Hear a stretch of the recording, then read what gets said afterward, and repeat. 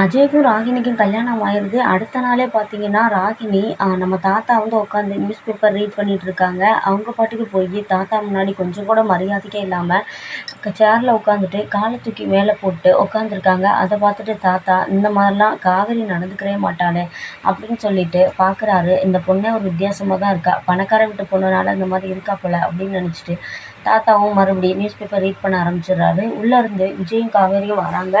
வந்தோடனே விஜயும் அவள் நடந்துக்கிட்டதை பார்க்குறாங்க. விஜய் வந்து இவங்க கால் மேலே கால் போட்டு படிச்சுட்டு இருக்கிறத பார்த்துட்டு தாத்தாவையும் பார்க்குறாங்க. தாத்தா எதையுமே கண்டுக்கிறாம பேப்பரை ரீட் பண்ணிட்டு இருக்காரு. அதுக்கப்புறம் பார்த்தீங்கன்னா, இதை பார்த்த ராகினி, ஏய் காவேரி எந்திரிச்சிட்டியா, என்ன இவ்வளோ லேட்டாக எந்திரிக்கிற, நானே சீக்கிரம் எந்திரிச்சிட்டேன், உனக்கு என்ன, உங்கள் வீட்டிலலாம் நீ சீக்கிரமே எந்திரிக்க மாட்டியா, என்னமோ பணக்கார வீட்டில் வளர்ந்த மாதிரி இவ்வளோ லேட்டாக எழுந்திரிக்கிற அப்படின்னு சொல்லிட்டு கேட்குறாங்க. அதுக்கு விஜய்க்கு செம்ம கோவம் வருது. திட்டலாம் போல் பார்க்குறாரு. சரி மொதல் நாள் வேறையும் சொல்லிட்டு பேசாமல் இருக்கிறாரு. காவேரியும் நக்கலாக சிரிச்சுட்டு, லேட்டாக தூங்கி எந்திரிக்கிறதுக்கு பணக்கார வீட்டில் தான் பிறக்கணுமா என்ன ராகினி இப்படிலாம் பேசிகிட்டு இருக்க அப்படின்னு சொல்லிட்டு காவேரி ரொம்ப சில் பண்ணிட்டு போகிறாங்க. அதை பார்த்துட்டு விஜய், நல்லாவே அவள் கலாய்ச்சி விட்டுட்டு போகிறா அப்படின்னு சொல்லிட்டு பார்த்து சிரிக்கிறாரு. விஜய் வந்து உட்காந்துடுறாங்க. அப்போ பார்த்தீங்கன்னா, எங்கள் காஃபி அப்படின்னு சொல்லிட்டு விஜய்கிட்ட கேட்குறாங்க. கேட்கும்போது இந்த ராகினியும், ஏம்மா எனக்கும் ஒரு காஃபியை போட்டு வந்துடு சரியா, கொஞ்சம் சர்க்கரை வந்து தூக்கலை போடு அப்படின்னு சொல்லிட்டு ராகினி என்னமோ வேலைக்காரிட்ட ஆர்டர் கொடுக்குற மாதிரி கொடுக்குறாங்க. விஜய்க்கு பயங்கரமாக கோவம் வருது. அதுக்கப்புறம் விஜய் கேட்குறாங்க, ஏன் உங்களுக்கு காஃபி போட தெரியாதா, அவள் எனக்கு போட்டு வந்து தந்தா உங்களுக்கும் போட்டு வந்து தரணுமா அப்படின்னு கேட்குறாங்க. அதுக்கு டக்குன்னு பாட்டி, ஏன்பா விஜய், ஏன் இப்படி அவளை திட்டுற கடுகடுன்னு, இந்த காலையிலேயே ஏன் அவளை அப்படி பேசுகிற, அவள் சும்மா யதார்த்தமாக தானே கேட்டிருப்பா, 2 பேரும் ஓரகத்தி தானே, இந்த மாதிரி காஃபிலாம் போட்டு கொடுத்துக்கிறது அப்போ தான் அவங்களுக்குள்ள ஒரு உறவை வந்து பலப்படுத்துகிற மாதிரி இருக்கும்ப்பா, அதையெல்லாம் நீ கண்டுக்கிறாத, இன்னைக்கு காவேரி போட்டு கொடுத்தா நாளைக்கு வந்து ராகினி போட்டு கொடுப்பா, என்னம்மா ராகினி அப்படின்னு கேட்கும்போது, ஐயோ பாட்டி, எனக்கு இந்த காஃபி போடுறது இதெல்லாம் எனக்கு சுத்தமாக வராது, நான்லாம் அப்படி யாருக்கும் போட்டு கொடுக்க முடியாது அப்படின்னு சொல்லிட்டு சொல்கிறாங்க. என்ன இந்த பொண்ணு இப்படி பேசுது அப்படின்னு சொல்லிட்டு பாட்டி மனசுல நினச்சிட்டு விஜய் பார்க்குறாங்க. என்ன பாட்டி, இவங்களுக்கு சப்போர்ட் பண்ண வந்துட்டீங்க போல நினச்சிட்டு விஜய் வந்து பாட்டியை பார்த்து ஒரு முறைக்கிறாங்க. ஐயோ இவன் என்ன இப்படி பார்க்குறான்னு சொல்லிட்டு பாட்டியும் டக்குன்னு இவளுக்கு சப்போர்ட் பண்ண போய் நம்ம விஜய்கிட்ட திட்டு வாங்காமல் இருந்ததே போதும் அப்படின்னு சொல்லிட்டு உள்ளே போயிடுறாங்க. காவேரியும் 2 காஃபி எடுத்துகிட்டு வர்றாங்க. அப்போ பார்த்தீங்கன்னா பிளேட்டில் கொண்டு வரும்போது நம்ம காவேரி என்ன பண்ணுறாங்கன்னா, ராகினிட்ட நீட்டவும் ராகினி ஒரு கிளாஸ் எடுக்க போகிறாங்க. அதுக்கு காவேரி சொல்கிறாங்க, நோ இந்த கிளாஸ் இல்லை, இது வந்து விஜய்க்கு, இது சுகர் தூக்கலாக போட்டது, இது உனக்கு அப்படின்னு சொல்லிடுறாங்க. அதுக்கு விஜயும் காவேரியை பார்த்து முறைக்கிறாரு, இவளுக்கெல்லாம் எதுக்கு பண்ணி போட்டு வந்து கொடுக்குற அப்படின்னு சொல்லிட்டு அவரோட காஃபியை எடுக்கும்போது முணுமுணுக்கிறாரு. பேசாமல் இருங்க, கொஞ்சம் நேரம் பாருங்கள் வேடிக்கையை மட்டும் சொல்கிறாங்க. ராகினியும் காஃபியை வாயில் குடிச்சு பார்க்குறாங்க. குடிச்சு பார்த்துட்டோன்னா, பரவாயில்லையே காவேரி, நல்லா தான் காஃபி போட்டிருக்க, பரவாயில்லையே உங்கள் அம்மா உன்னை நல்லா வளர்த்துருக்காங்களே, நல்லாவே டீ போடுறியா அப்படின்னு சொல்லிட்டு சொல்கிறாங்க. அது காவேரியும், அப்படியா, ரொம்ப தேங்க்ஸ் மேடம் அப்படின்னு சொல்லிட்டு நம்ம காவேரி சொல்கிறாங்க விஜய் பார்த்து. விஜய் வந்து சிரிக்கிறாங்க. பார்த்தீங்களாங்க ராகினி நீ எப்படியெல்லாம் பாராட்டுறாங்க அப்படின்னு, வேறு யாருக்காவது காஃபி வேணுமா, உங்கள் புருஷனுக்கும் நானே போட்டு வந்து தருவா ராகினி அப்படின்னு சொல்லிட்டு கேட்குறாங்க.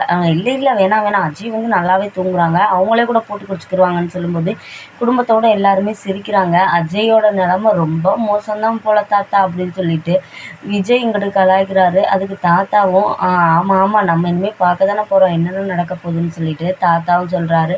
அதுக்கப்புறம் பார்த்தீங்கன்னா ஒரு 2 சிப் குடிக்கிறாங்க நம்ம ராகினி. குடித்தோன்னா காவேரி ஐயையோ அப்படின்னு சொல்லிட்டு சொல்கிறாங்க. ஏன் என்ன அப்படின்னு சொல்லிட்டு கேட்கும்போது, ஐயையோ நான் இந்த கிளாஸை நல்லா தான் நான் டீ போட்டேன், எல்லாமே கரெக்டாக போட்டேன், ஆனால் இந்த கிளாஸை மட்டும் நான் கழுவணும்னு நினச்சிருந்தேன், ஆனால் கழுவாமல் மறந்துட்டு வந்துட்டேன் பார்த்தியா ராகினி அப்படின்னு சொல்லவும், கா ராகினியோட வாயில் வச்சுருந்த அப்படியே டீயை டக்குன்னு கொப்பளிச்சு விட்டுறாங்க. தோட்ட அப்படியே கிளாஸை தூக்கி வீசுகிறாங்க. வீசிட்டு, உனக்கு எவ்வளோ தைரியம் இருக்கும், எனக்கு இந்த கிளாஸில் கழுவாமல் நீ போட்டுட்டு வந்து தந்ததும் இல்லாமல் நான் குடித்ததுக்கப்புறம் சொல்கிறியான்னு சொல்லிட்டு ஓடி போகிறாங்க. தொண்டையை பிடிச்சிட்டு ஓடி போய் வேன்னு வாமிட் பண்ணிட்டு கிடக்குறாங்க.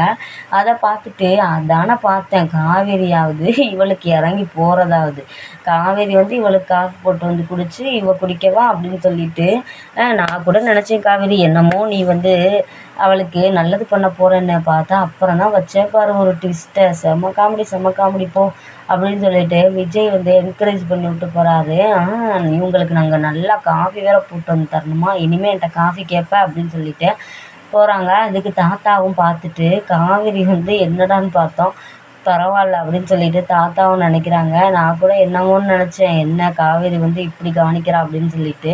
இவளுக்கு கரெக்டாக தான் பண்ணியிருக்கா. எப்படி பண்ணுறா அப்படின்னு சொல்லிட்டு ராகினி வர்றாங்க. ராகினி வந்தோடனே தாத்தா சொல்கிறாரு, இங்கே பாருங்க தாத்தா எப்படி பண்ணிட்டான்னு அப்படின்னு சொல்லிட்டு சொல்லும்போது, இவ எப்போவுமே இப்படி தான் தாத்தா, நான் கூட நினச்சேன் அவள் மாறிட்டாளோ அப்படின்னு. பார்த்தீங்கல்ல நீங்களும் அப்படின்னு சொல்லும்போது, நான் எல்லாத்தையும் கவனிச்சுக்கிட்டு தாம்மா இருந்தேன். நம்மளோட வேலையை நம்ம தாம்மா எப்பவும் செய்யணும். அதே மாதிரி காவேரிகிட்ட வந்து நீ கேட்ட அந்த விதமே தப்பு. காவேரி ஒரு டீ போட்டுத்தான்னு ஒரு மெதுவாக ரெக்வெஸ்ட்டாக கேட்டிருக்கணும். நீ ரொம்பவே அதிகாரமாக கேட்டம்மா. அது எனக்கே ஒரு மாதிரி தான் இருந்துச்சு. காவேரி சும்மாவே சுட்டித்தனம் பிடிச்சவ. அவள் இந்த மாதிரிலாம் பண்ணுறது சகஜம்மா. அவள் பெருசாக எடுத்துக்கிறாத அப்படின்னு சொல்லிட்டு சொல்கிறாரு. அதுக்கப்புறம் எந்திரிச்சு போகும்போது சொல்லிட்டு போகிறாரு, இருந்தாலும் இனிமேல் காவேரிட்ட நீ பேசும்போது கொஞ்சம் ஜாக்கிரதையாகவே இருமா. முதல்ல மாதிரிலாம் இப்படிலாம் நடந்துக்கிறாத. 2 பேரும் வந்து ஒரே வீட்டுக்குள்ள இருக்கீங்க. கொஞ்சம் பார்த்தே பக்குவமாக இருந்துக்க அப்படின்னு சொல்லிட்டு அவரும் லைட்டாக சிரிச்சுட்டு போகிறாரு. அவர் சிரிச்சுட்டு போனதை பார்த்துட்டு இவங்களுக்கு இரிட்டேட் ஆயிடுது. இவர் என்ன இப்படி இவளுக்கு கூஜா தூக்கிக்கிட்டு இருக்காரு அப்படின்னு சொல்லிட்டு பார்க்குறாரு. இந்த வீட்டில் எல்லாத்தையுமே ஃபஸ்ட்டு மாற்றணும். எல்லாரையுமே நம்ம பக்கம் இழுக்கணும். அப்போ தான் வந்து இந்த காவேரி தலை குனிஞ்சு நிற்பா. நம்ம சைடு எல்லோரும் நிற்பாங்க அப்படின்னு சொல்லிட்டு நிற்கும்போது காவேரி வர்றாங்க. என்னம்மா நல்லா வாமிட்லாம் எடுத்து முடிச்சிட்டியா? வேறு ஏதாவது தேவைப்படுதா? இன்னொரு டீ வேணா போட்டுட்டு வரவா அப்படின்னு கேட்குறாங்க.